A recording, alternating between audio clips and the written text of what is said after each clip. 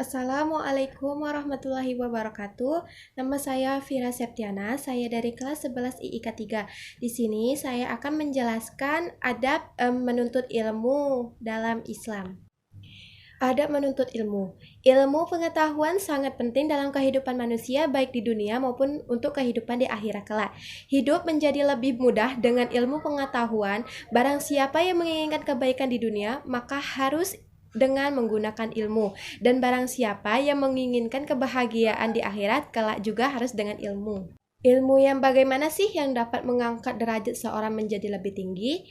Semua ilmu pengetahuan yang mengandung kemanfaatan dan keberkahan, yaitu semua ilmu yang oleh para ulama memenuhi beberapa kriteria, yaitu satu, semua ilmu yang dengan ilmu itu menjadikan seorang semakin takut kepada Allah sehingga dekat dengan Allah. Yang kedua, menyebabkan semakin mencintai akhirat daripada sekedar kesenangan duniawi. 3. Menyebabkan semakin memahami model tipu daya setan. 4. Semua ilmu yang menyebabkan seseorang semakin mengerti kekurangan dirinya. Dan 5. Yang menyebabkan semakin tawaduk, tidak justru semakin sombong dengan ilmunya itu. Ilmu yang seperti itulah yang dapat mengangkat derajat seorang baik di mata manusia maupun di sisi Allah Subhanahu wa taala.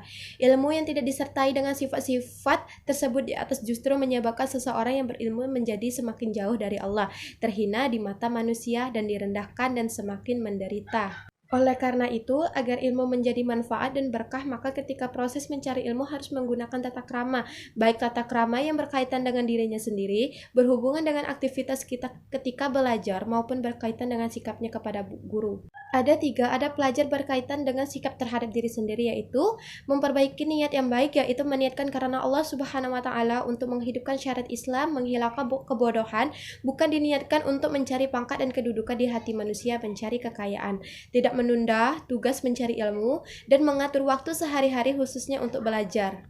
Adapun adab tata krama pelajar berkaitan sikapnya terhadap guru adalah hendaknya memilih guru yang berakhlak karimah, menaati perintah guru, dan memenuhi hak guru dengan senantiasa mendoakannya baik semasa hidupnya maupun setelah mati. Nah, adapun tata krama ketika seorang pelajar mengikuti proses belajar, yaitu ketika berangkat sekolah jangan lupa berpamitan kepada kedua orang tua, jabat tangan orang tua, cium kedua tangannya, ucapkan salam dan mintalah doa restu. Berjalan dengan tenang, hindari tengok kanan kiri, bergurau, bercanda, dan usahakan berzikir.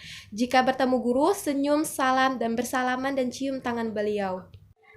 Menuntut ilmu ini dijelaskan dalam Quran Surah Al-Mujadalah ayat 11 yang artinya, hai orang-orang yang beriman, apabila kamu dikatakan kepadamu, berlapang-lapanglah dalam majelis, maka lapangkanlah, niscaya Allah akan memberi kelapangan untukmu.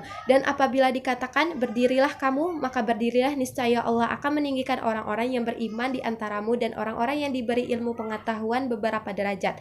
Dan Allah Maha mengetahui apa yang kamu kerjakan.